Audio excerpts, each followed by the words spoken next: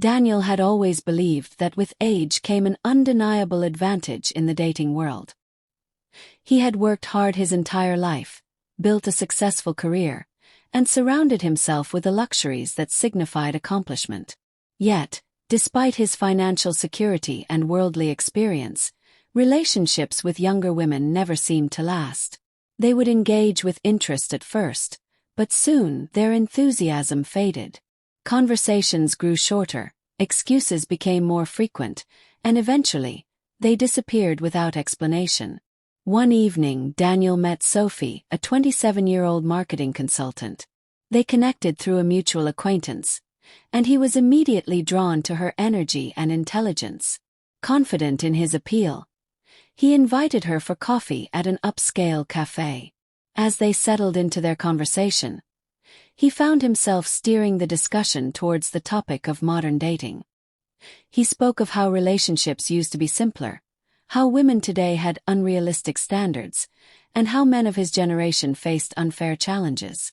Sophie listened politely, nodding at times, but something in her eyes shifted. She sensed an undercurrent of bitterness. She had heard these complaints before, from older men who seemed stuck in the past rather than embracing the present. The conversation drifted, and Daniel felt the need to impress.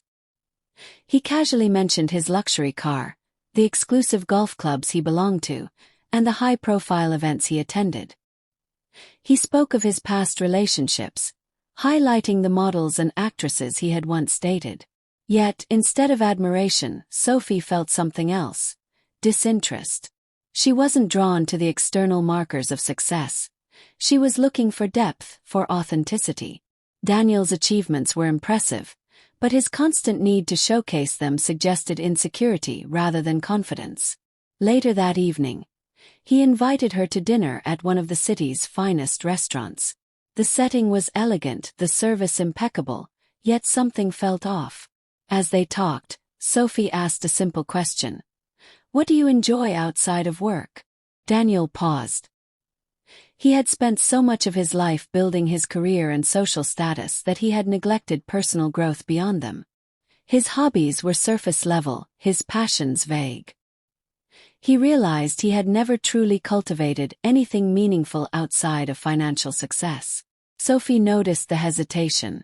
She had dated older men before, but the ones she admired had a quiet confidence, a richness of experience that extended beyond material wealth. Daniel, despite his accomplishments, felt hollow in comparison.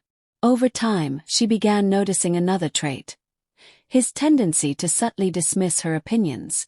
Whenever she shared her thoughts on life or career, he would smile knowingly and say, "You'll understand when you're older." At first, she brushed it off as experience speaking, but the pattern became clear. He wasn't guiding with wisdom. He was undermining her perspective. Instead of inspiring her through example, he positioned himself as the ultimate authority. Sophie respected intelligence, but she wasn't looking for someone to dictate her path. She wanted a partner who valued her insights as much as his own. As the weeks passed, Daniel sensed Sophie's growing distance. Texts became less frequent. Plans that once materialized easily were now met with vague responses.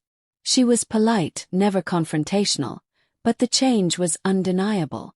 Then, one evening, after another attempt to set up a dinner, Sophie simply stopped responding. Daniel was confused. He replayed their interactions in his mind, convinced he had done everything right. He had provided, he had guided, he had shared his success. So why did she leave? Frustrated, he confided in a close friend. "Women today don't appreciate men like us anymore," he muttered. His friend, a man of similar age but vastly different perspective, leaned forward and asked, "Are you sure it's them or is it you?" It was a question Daniel wasn't ready to answer.